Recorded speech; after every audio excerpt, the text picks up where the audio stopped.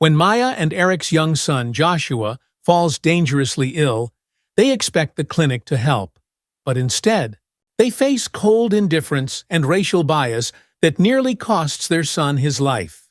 Desperate, they push for justice, uncovering a system riddled with discrimination.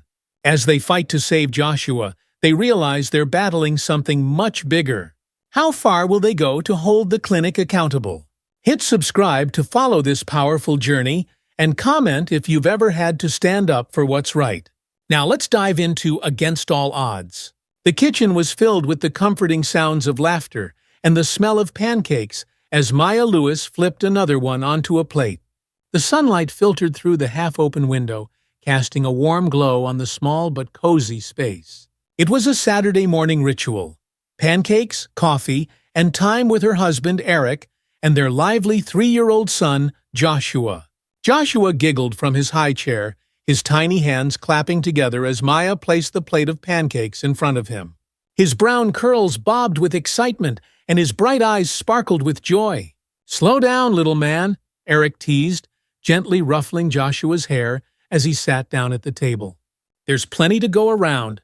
Maya smiled, watching the easy exchange between father and son. Moments like these were what she lived for. Simple, filled with love, and completely unremarkable in the best possible way. It was the calm rhythm of their life, a rhythm she never took for granted. "Do you have to go in today?" Maya asked as she set down her own plate. Eric worked as a lawyer at a large firm, often putting in extra hours on the weekends. He nodded, though there was a hint of regret in his eyes. "Just for a few hours, but I'll be back before you know it." "Workaholic," Maya teased, but she knew how dedicated Eric was to his job. He never liked to leave things unfinished, a trait she admired even when it meant missing Saturday mornings. "Can you build my tower when you come back, Daddy?" Joshua asked, his words slightly garbled with syrup and pancakes. He held up a block, his favorite toy. Eric grinned. "You bet, buddy. We'll make it the tallest one yet." As they ate, Maya glanced at the calendar pinned to the fridge. Life felt like it was moving so fast. Joshua was already 3, growing more independent every day. But for now, everything was perfect. Maya leaned back in her chair, letting the warmth of the moment sink in. Everything was normal. Until it wasn't. It was late afternoon when Maya noticed something off with Joshua. He had been playing with his toys in the living room, his usual high-energy self. But now, as she called out for him to come to the kitchen, there was no response. "Joshua!" she called again, stepping into the room. Her heart skipped a beat when she saw him slumped on the couch, his face flushed and sweaty. His toys were scattered around him, forgotten. She rushed over, pressing the back of her hand to his forehead. It was burning hot. "Josh, baby?" Maya whispered, shaking him gently. He stirred, but his eyes barely opened, and when they did, they seemed unfocused. Panic gripped her chest as she rushed to the kitchen, grabbing the thermometer from the cabinet. She returned to Joshua's side, her hands trembling as she slid the device under his arm. Her stomach dropped. Her mind raced. Joshua had been fine that morning, running around, babbling about building towers.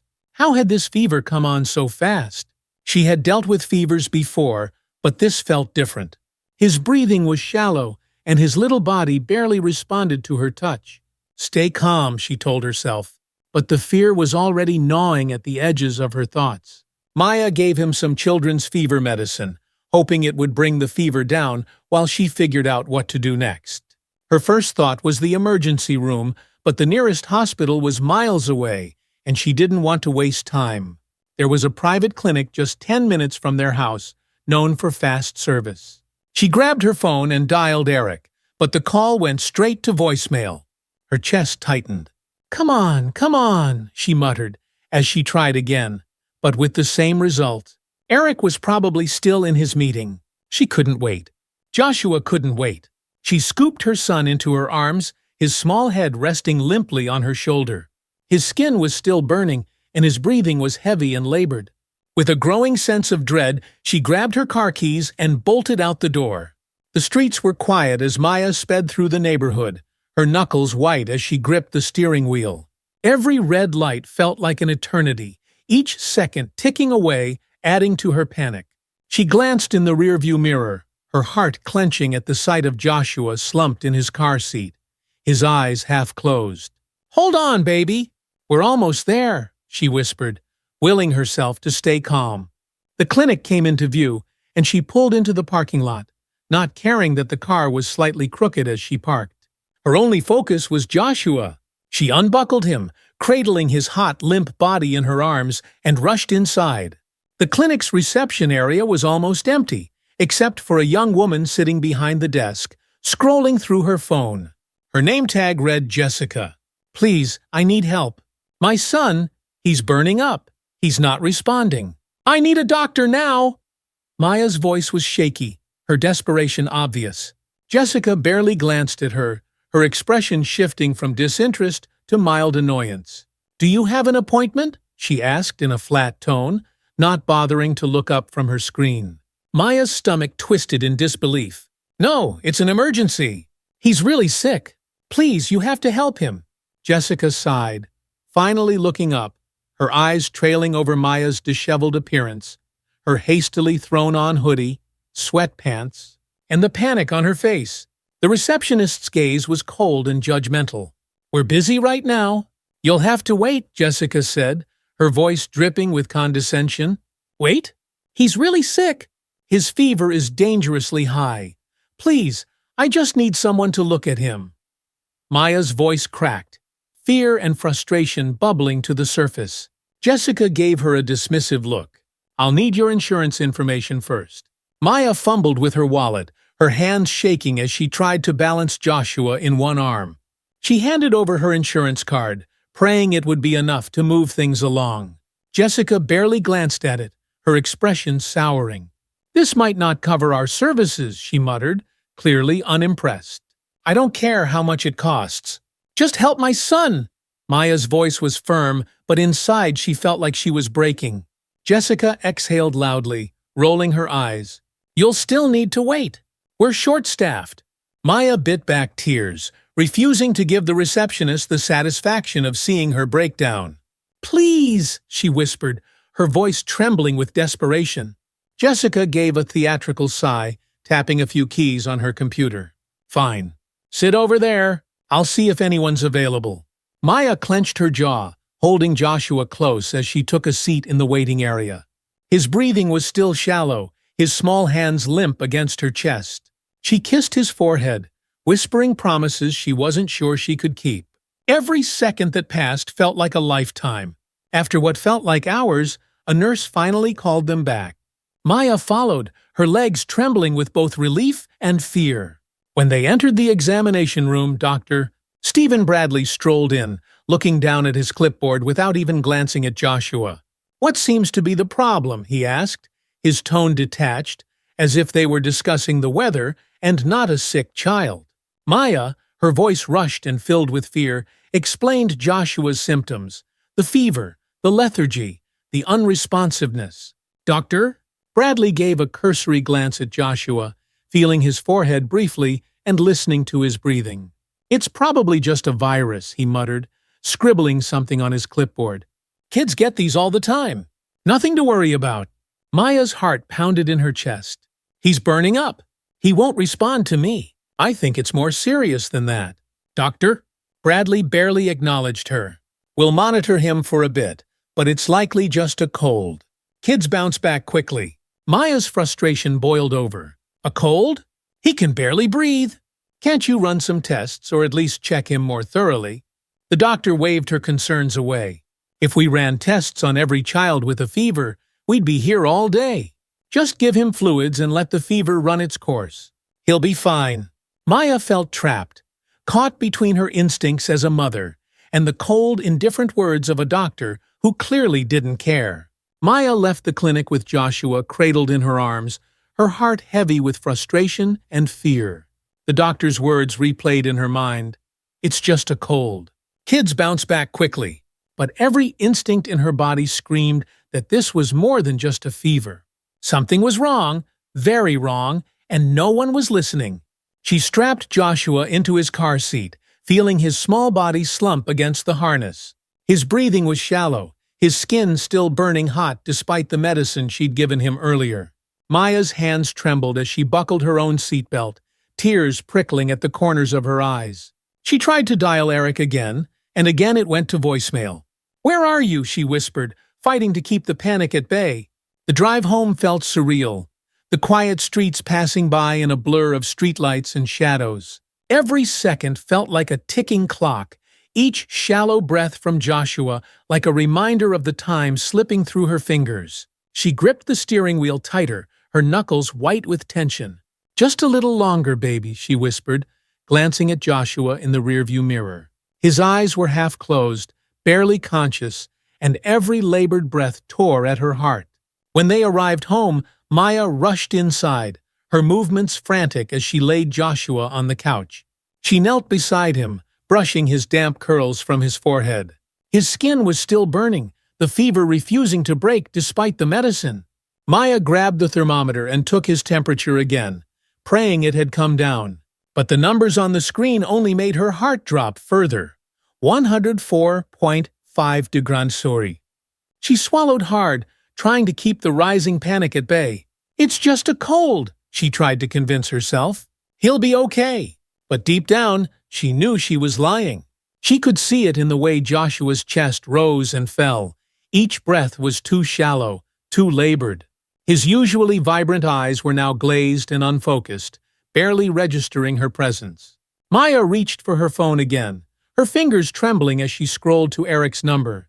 This time, when she heard the click of the call connecting, she could barely hold back the sob that had been building in her chest. "Eric," she whispered, her voice breaking. "It's Joshua. He's not getting any better. His fever, it's still so high, and his breathing, it's getting worse." There was a brief silence on the other end as Eric processed her words, followed by the unmistakable sound of shuffling papers and the scrape of a chair. "I'm leaving right now," he said, his voice firm but laced with fear. "I'll be home in 10 minutes. Stay with him." "I'm coming." Maya hung up, a fresh wave of anxiety crashing over her. She returned to Joshua's side, holding his small hand in hers, whispering soothing words though her voice trembled with every breath. The minutes stretched on, each one feeling like an eternity. Joshua moaned softly, his little body twitching as the fever ravaged him, and Maya's heart broke a little more with each labored breath he took. When she heard the front door burst open, she felt a flicker of relief. Eric rushed into the room, his tie askew, his face pale with worry. He took one look at Joshua, his expression hardening with determination. "We're going to the hospital," Eric said without hesitation, grabbing the car keys. "Now." Maya didn't argue. She scooped Joshua into her arms, his limp body pressed against her chest, and followed Eric out to the car. The night air was cool, but it did little to ease the heat radiating from Joshua's fevered skin. As Eric started the car, the engine's hum was drowned out by the sound of her own heartbeat pounding in her ears. The streets were eerily quiet as they sped through the city, the orange glow of streetlights casting fleeting shadows across Joshua's pale face. Maya sat in the back seat with him, her hand pressed gently against his forehead, her lips moving in silent prayer. Eric's hands gripped the steering wheel, his jaw clenched in silent determination. Every few seconds, his eyes flicked to the rearview mirror, glancing at Joshua with a mixture of fear and frustration. He was trying to stay calm, but Maya could feel the tension radiating from him. "How's he doing?" Eric asked, his voice tight with worry. Maya shook her head, her throat too tight to speak. Joshua's breathing had grown more ragged, his small chest shuddering with each inhale. She could feel the heat of his fever against her skin, each shallow breath like a countdown. "We're almost there," Eric said, his voice strained. The hospital came into view, its bright lights a beacon of hope against the darkness of the night. Eric pulled up to the entrance, not even bothering to park properly as he jumped out of the car. He rushed around to the back seat, helping Maya unbuckle Joshua's limp body. Together, they hurried inside, the cool air of the hospital lobbies a stark contrast to the heat of Joshua's fever. A nurse at the reception desk noticed them immediately, her expression shifting from routine professionalism to concern as she saw Joshua. Without waiting for an explanation, She waved them over, her voice calm but urgent. "What's going on?" she asked, her eyes widening as she looked at Joshua's flushed, unresponsive form. "He's burning up," Eric said, his voice steady but laced with fear. "He's had a high fever for hours, and his breathing, it's getting worse." The nurse nodded, immediately motioning for them to follow her. "We'll take care of him. Come with me." For the first time that night, Maya felt a sliver of hope. Someone was listening. Someone cared. Maya and Eric followed the nurse through a set of double doors and down a brightly lit hallway. Every step felt like an eternity, but at least they were moving towards something. Help, answers, anything that could save their son. The nurse led them to a pediatric emergency room, where a team of doctors and nurses were already preparing. Maya gently laid Joshua on the small hospital bed, her heart aching as she watched the medical staff begin their work. An oxygen mask was placed over his face, and Maya could hear the soft hiss of air as they began to administer oxygen to help with his breathing. "We're going to run some tests and get him stabilized," the doctor said, his voice calm but focused. "His fever is high, but we'll take care of it." Maya nodded numbly, unable to speak as she watched the flurry of activity around Joshua. Nurses inserted IV lines into his tiny arm, drawing blood for tests. A heart monitor beeped steadily in the background, a lifeline to the hope that still flickered within her. Eric stood beside her, his hand resting on her shoulder. His usual calm demeanor was gone, replaced by a raw fear that mirrored her own. They were helpless now, standing on the edge of a battle they could no longer fight. As the minutes ticked by, the weight of the day's events finally began to catch up with Maya. She felt her legs grow weak, her chest tight with the overwhelming mix of fear, exhaustion, and helplessness. Her vision blurred with tears she had been holding back for hours. Eric noticed and gently pulled her into his arms. "He's in good hands now," he whispered, though his own voice was thick with emotion. "They'll take care of him." Maya buried her face in his chest, the dam breaking as sobs racked her body. All the fear, the frustration, the anger, it all came pouring out in a wave of raw emotion. Eric held her close, his hand stroking her back as he tried to comfort her, though she could feel his own body shaking with barely contained fear. For the first time in what felt like hours, Maya allowed herself to cry. Hours passed, though Maya had lost track of time. She sat by Joshua's bedside, holding his small hand, her eyes fixed on the steady rise and fall of his chest. His breathing had improved, the oxygen helping to stabilize him, but his fever remained stubbornly high. Eric sat beside her, his eyes red from lack of sleep and worry. The hospital staff moved quietly around them, checking Joshua's vitals, running more tests, and adjusting his IV. The waiting was excruciating. Finally, the doctor returned, his expression calm but serious. "We've run a full panel of tests," he said, glancing at the chart in his hands. "Your son has bacterial meningitis. It's a serious infection, but we've caught it early. He'll need to stay in the ICU for monitoring and treatment, but we're optimistic." Maya's heart plummeted at the word meningitis. She had heard of it before. How dangerous it could be, especially in young children. But as the doctor continued explaining the treatment plan, a small flicker of hope sparked in her chest. "We're starting him on strong antibiotics, and we'll monitor him closely over the next 24 hours, the doctor said. "He's a strong little boy. We're hopeful he'll make a full recovery." Maya nodded, her throat tight with emotion. She glanced at Eric, who squeezed her hand, his eyes filled with a mixture of relief and determination. "Thank you," Eric said, his voice steady. "Thank you for helping him." The doctor offered a reassuring smile before stepping out of the room, leaving Maya and Eric alone with their son once more. Maya exhaled slowly, the weight of the diagnosis settling in. They had made it. Joshua had made it. But the battle was far from over.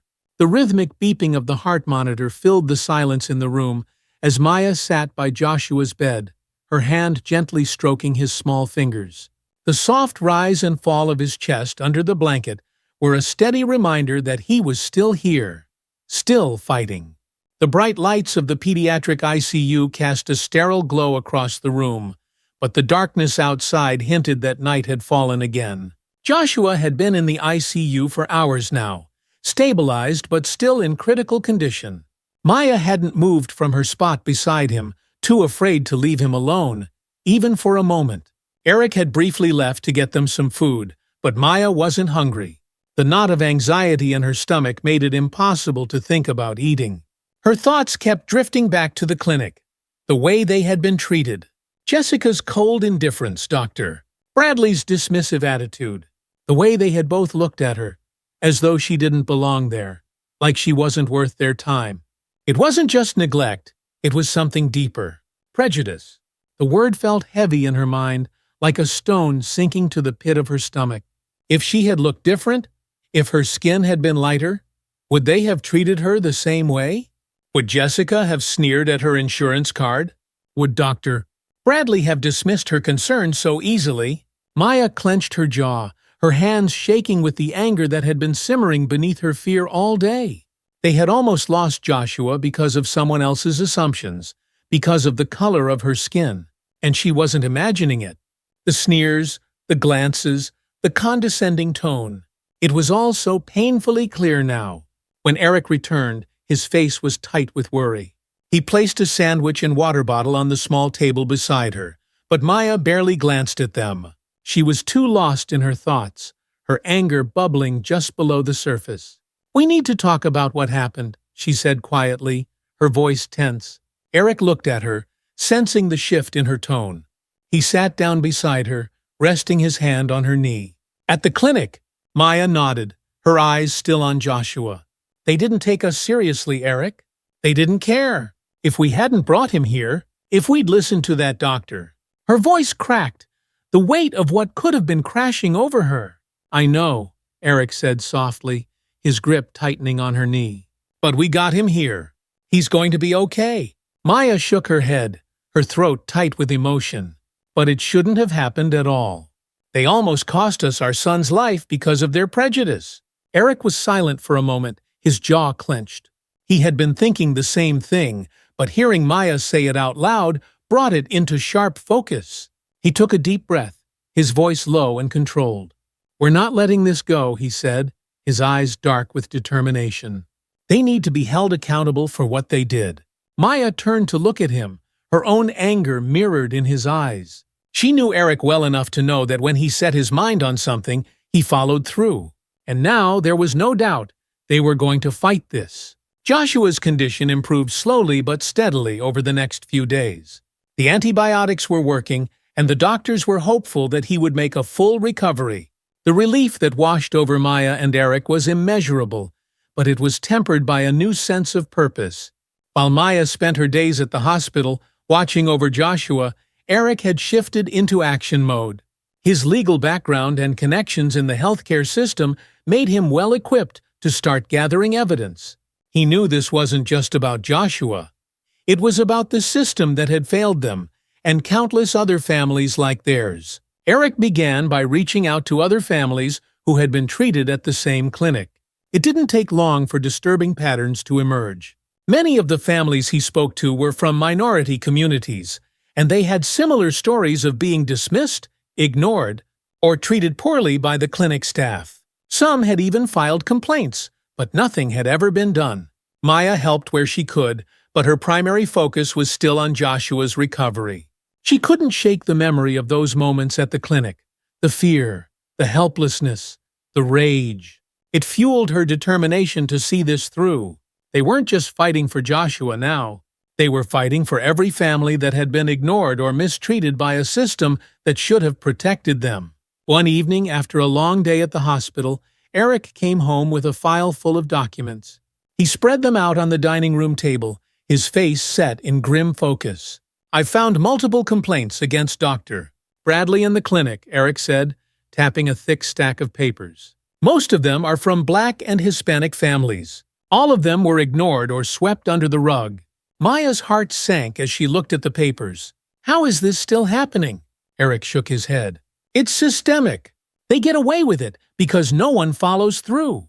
People are too scared or too exhausted to fight." "Not this time," Maya said, her voice steady. "We're not letting this go." Eric nodded, a fierce look in his eyes. We're going to make sure they can't do this to anyone else."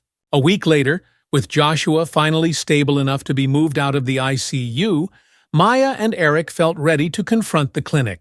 They had everything they needed: complaints, testimonies from other families, evidence of systemic neglect. It was time to make their voices heard.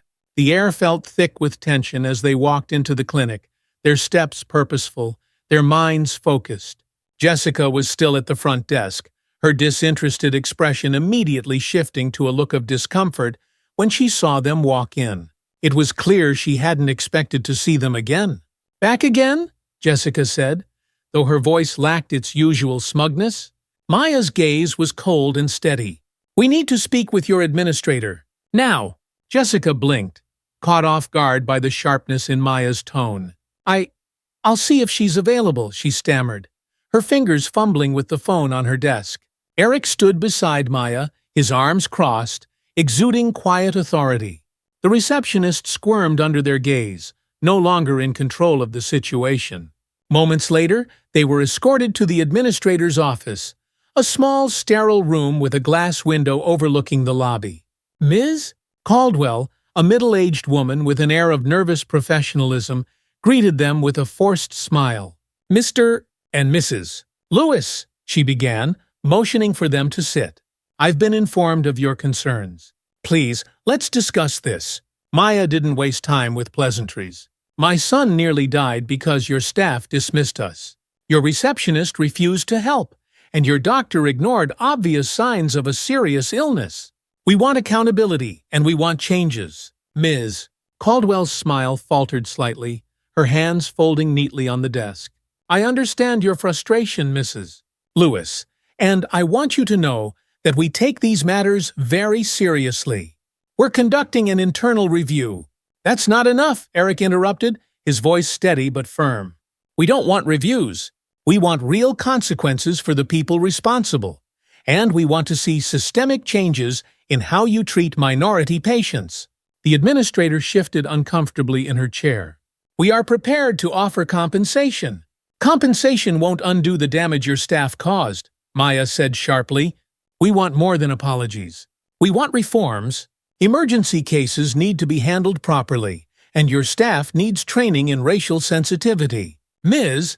Caldwell hesitated, clearly unprepared for such direct confrontation. She was used to offering apologies and compensation, not being called out for deeper systemic issues. After a long, tense silence, she nodded. "We'll make the necessary changes.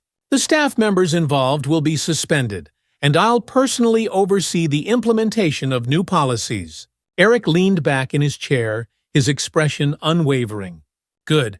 We also expect a public statement acknowledging the harm caused by this incident." The administrator gave a reluctant nod. "It will be done." The meeting ended on a grim note of victory. Maya and Eric had achieved what they came for: the firing of the negligent pediatrician and the receptionist, along with the promise of institutional reform. But as they left the office, Maya couldn't shake the feeling that this battle was far from over. True to her word, Ms. Caldwell suspended Jessica and Dr. Bradley, pending an internal investigation. But that wasn't enough for Maya and Eric. They knew the clinic was just trying to save face, and they weren't going to let this slip through the cracks. Eric used his legal connections to escalate the issue to the health board, pushing for a full investigation into the clinic's practices. Over the next few weeks, Eric worked tirelessly to uncover the clinic's history of negligence. With every document he reviewed and every family he spoke to, it became clear that this wasn't just a one-time incident. The clinic had a pattern of mistreating minority patients, turning them away, downplaying their symptoms, and ignoring complaints. The more they uncovered, the angrier Maya became. It wasn't just about Joshua anymore. It was about every family that had been failed by this system. And it was about ensuring that no one else ever went through what they had. Late one evening, as Maya sat by Joshua's bedside, Eric came into the room holding a thick stack of papers. "It's worse than we thought," he said, his voice grim. "Jessica has a long history of complaints against her. Most of them are from Black and Hispanic patients. She's been turning people away for years, and the clinic's been covering it up." Maya's heart sank. And Dr. Bradley? He's been dismissing serious cases for years, Eric said, his face dark with anger. Minority parents have been filing complaints, saying he doesn't take their concerns seriously. But the clinic ignored every single one. Maya clenched her fists, her nails digging into her palms. We need to make this public. People need to know what's been happening. Eric nodded. We will. But first, we're going to make sure the health board acts. I want them fired. And I want policies in place to make sure this never happens again. Joshua's recovery was slow but steady. His fever finally broke, and the doctors were optimistic about his full recovery. Maya felt an immense weight lift from her chest each time she saw his color returning, his small hands gripping hers, his once limp body regaining strength. But the relief she felt was tempered by the burning need for justice. As Joshua's health improved, Maya's thoughts began to shift more fully to the battle they still had ahead. Her heart swelled with gratitude for her son's recovery. But beneath that was the simmering rage at how close they had come to losing him because of negligence and racism. Maya sat beside Joshua's bed, watching him sleep peacefully. Eric, sitting across from her, was on his phone, working to push forward the investigation with the health board. Over the past few days, more families had come forward, sharing their stories of mistreatment at the clinic. Eric had been meticulously gathering testimonies, filing complaints, and building a solid case against the clinic. How are things progressing? Maya asked quietly, not wanting to wake Joshua. Eric looked up from his phone, his face a mix of determination and exhaustion. The health board is taking this seriously. I've already spoken with them about the complaints we've gathered, and they're moving forward with a full review of the clinic. They've suspended both Jessica and Dr. Bradley indefinitely. Maya felt a small sense of satisfaction at the news, but it wasn't enough. That's a start, but we can't stop there. This isn't just about them. It's about making sure this never happens again, to anyone. Eric nodded in agreement. I've been thinking about that too. Once Joshua's out of the hospital, we're going to take this further. We'll push for policy changes, racial sensitivity training, and emergency care reforms. Maya's heart ached with the weight of everything they had been through, but Eric's words gave her hope. They were turning their pain into action, not just for themselves, but for others who had been ignored and mistreated. 2 weeks later, with Joshua finally discharged from the hospital, Maya and Eric returned home. Joshua was still weak, but his laughter had returned, and his eyes sparkled with the same life they had feared they'd lose. The house, once filled with anxiety and fear, now buzzed with hope and a renewed sense of purpose. But even as they settled back into their daily routine, Maya and Eric's focus remained on the fight ahead.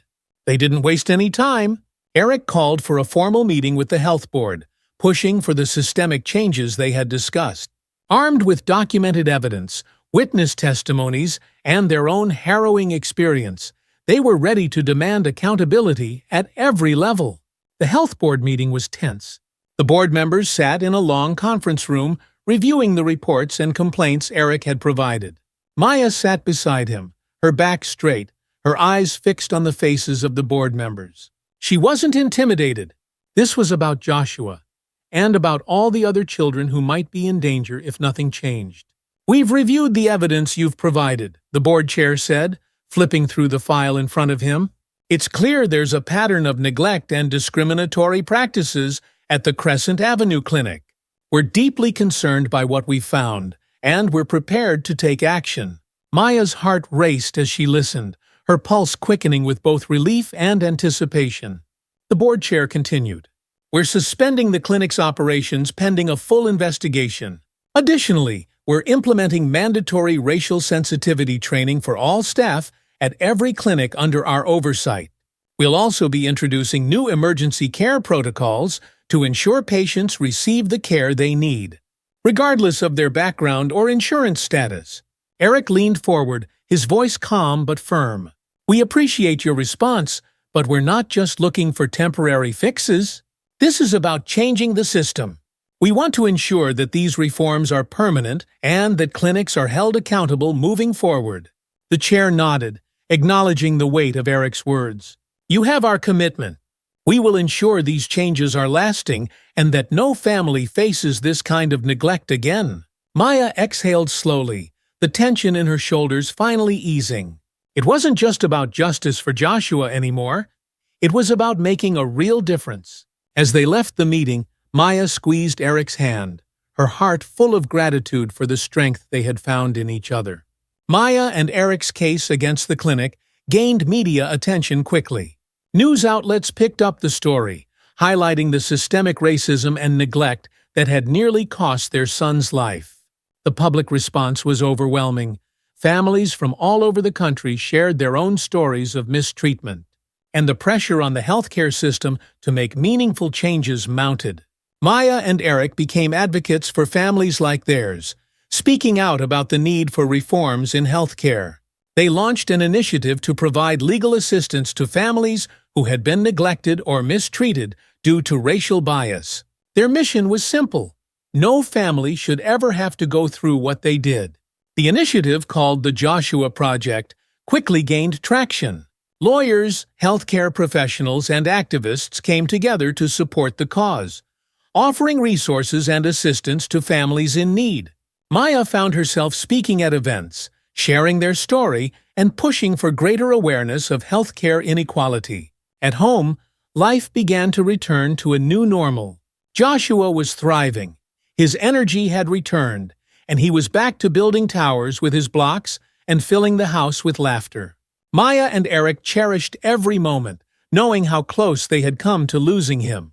One evening, after putting Joshua to bed, Maya and Eric sat together on the couch, reflecting on the journey they had been through. The past few months had been a whirlwind of emotions: fear, anger, relief, and hope.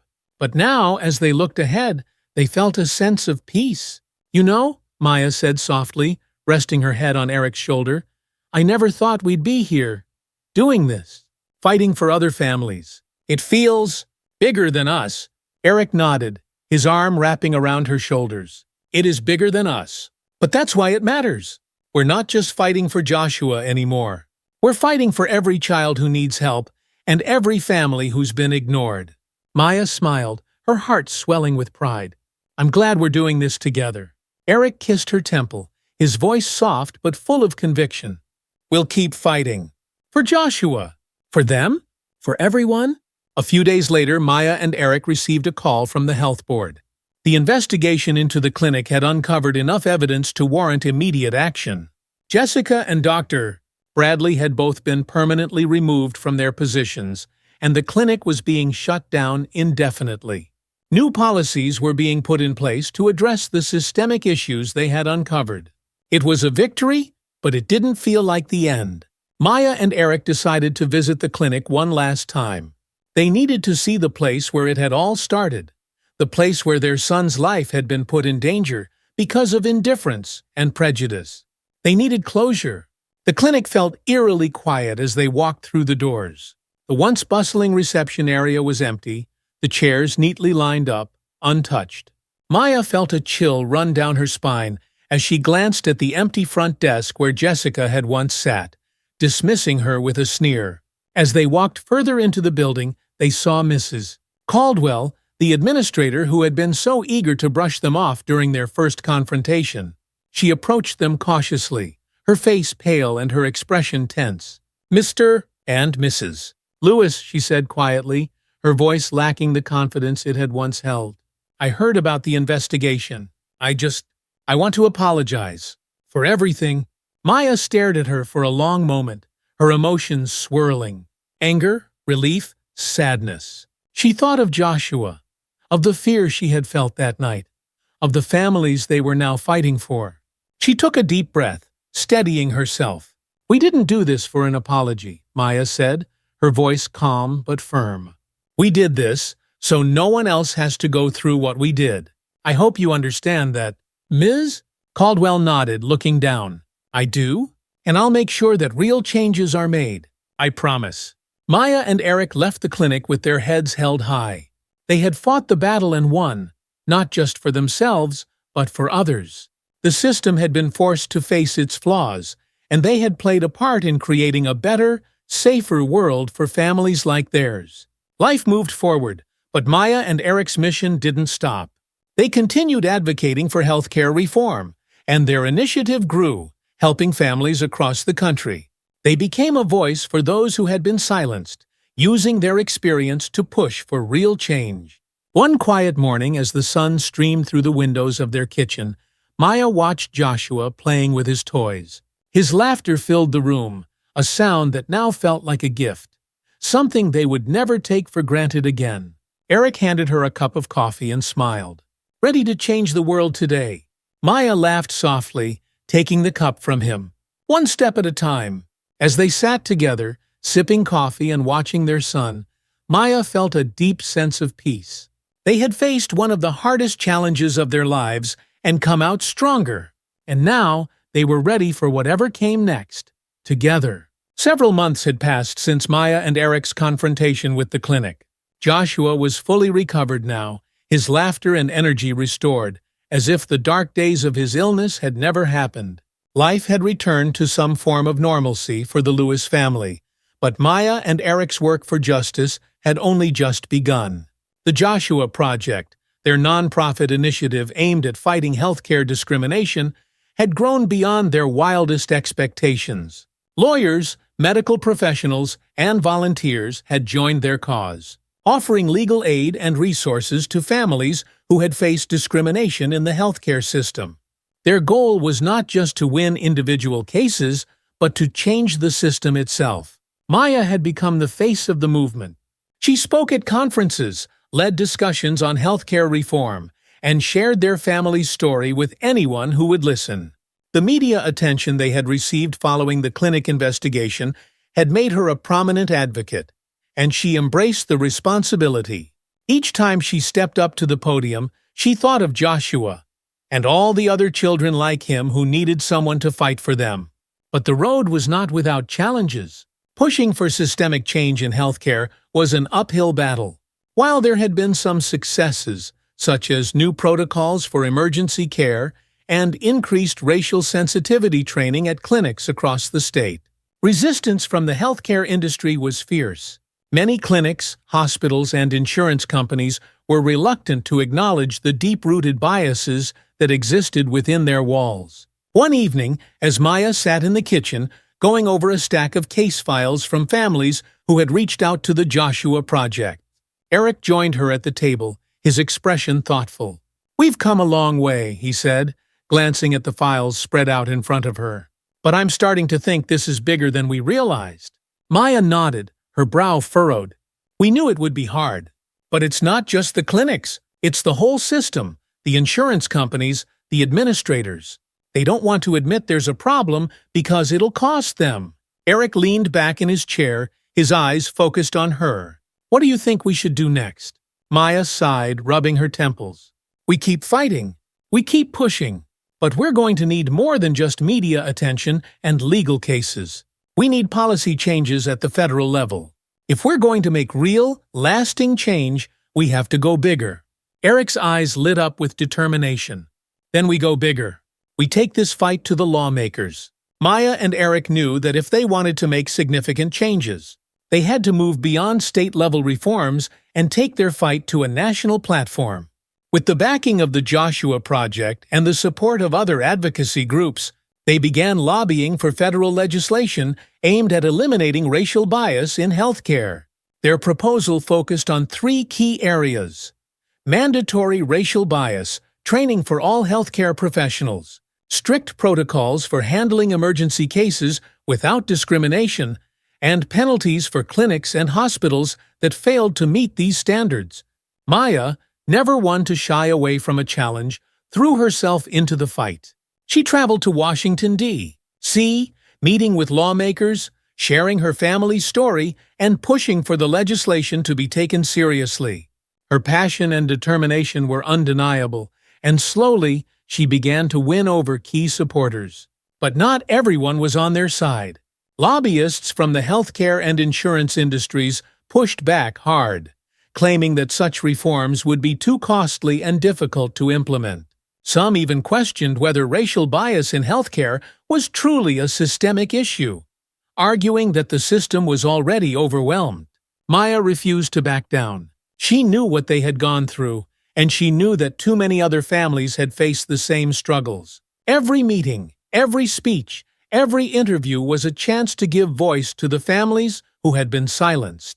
One afternoon, after a particularly heated meeting with a group of senators, Maya received a call from Senator Karen Williams, a longtime advocate for healthcare reform. "Maya, I've been following your work, and I think it's time we make this a priority," Senator Williams said, her voice steady.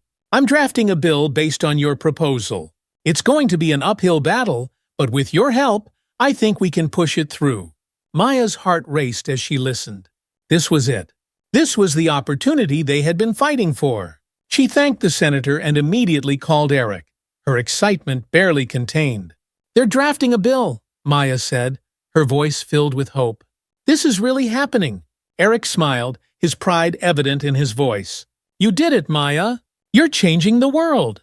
Months later, the bill was officially introduced to Congress. The media was buzzing, and Maya's name was everywhere. She was invited to speak at the Capitol, sharing her story with lawmakers and the public, urging them to support the legislation. The stakes had never been higher, and Maya knew that this was their moment.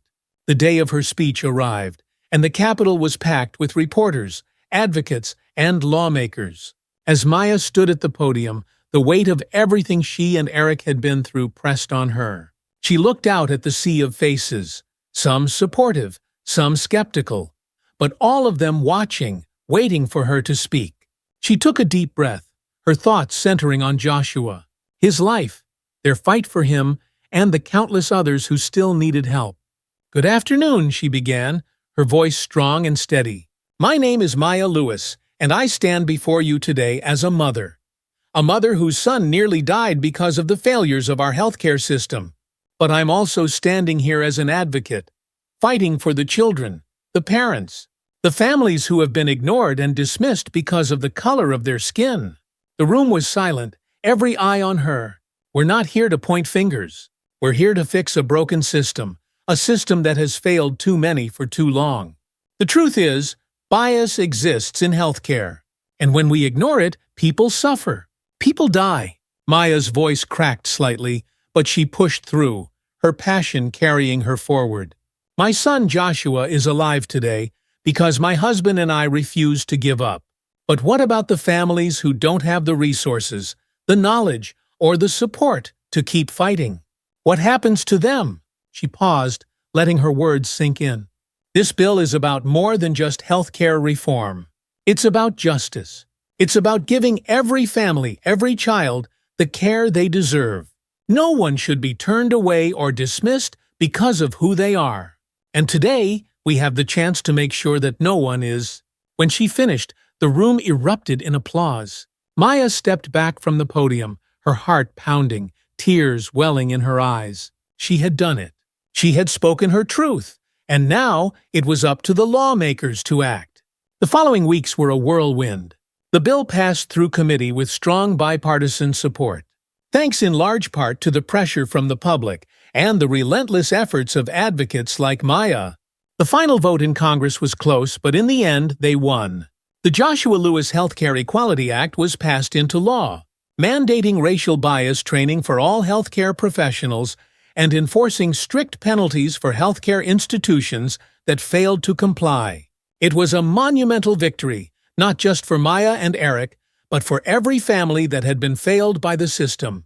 The night the bill was signed into law, Maya and Eric sat together on the couch, watching the news coverage. Joshua played nearby, his laughter filling the room. The weight of their journey settled over them, but for the first time, it didn't feel heavy. It felt like a victory. "We did it," Eric said quietly, his arm around Maya's shoulders. Maya smiled, leaning into him. "We did, but we're not done. There's still so much more to do," Eric nodded. "And we'll keep fighting. But tonight, let's just be proud of how far we've come." Maya closed her eyes, letting the sense of accomplishment wash over her. They had fought for their son, for their family, and for countless others who needed a voice. And they had won. The weeks that followed were a blur of celebrations, interviews, and meetings. Maya and Eric continued their work with the Joshua Project, but now they had a new level of influence. The passage of the bill had brought attention to their cause, and families across the country were reaching out for help and support. But amid all the excitement and progress, Maya and Eric made sure to take time for themselves. They had been through so much, and now that they had achieved such a significant victory, they wanted to enjoy the quiet moments together. Moments with Joshua, moments of peace. One afternoon, as they sat in the backyard watching Joshua play, Eric turned to Maya, his expression soft. "Do you ever think about what would have happened if we hadn't fought?" he asked quietly. Maya's heart tightened at the thought. "I think about it all the time. But we did fight, and we're still fighting. For him and for everyone else." Eric smiled, his eyes full of admiration. "You're amazing, you know that." Maya laughed softly, brushing a tear from her cheek. "I couldn't have done any of this without you." They sat in comfortable silence, watching as Joshua ran across the yard, his laughter filling the air. The fight wasn't over. It never would be. But for now, they had won. They had changed the world, one step at a time. And that, Maya knew, was just the beginning. If you found this story inspiring and want to hear more powerful, emotional tales like this one, don't forget to hit the subscribe button and turn on notifications. Stay with us as we continue to bring you stories that matter. Stories about resilience, justice, and hope. We've got more stories waiting for you, so check out our other videos and share them with those who need a little inspiration today. See you in the next one.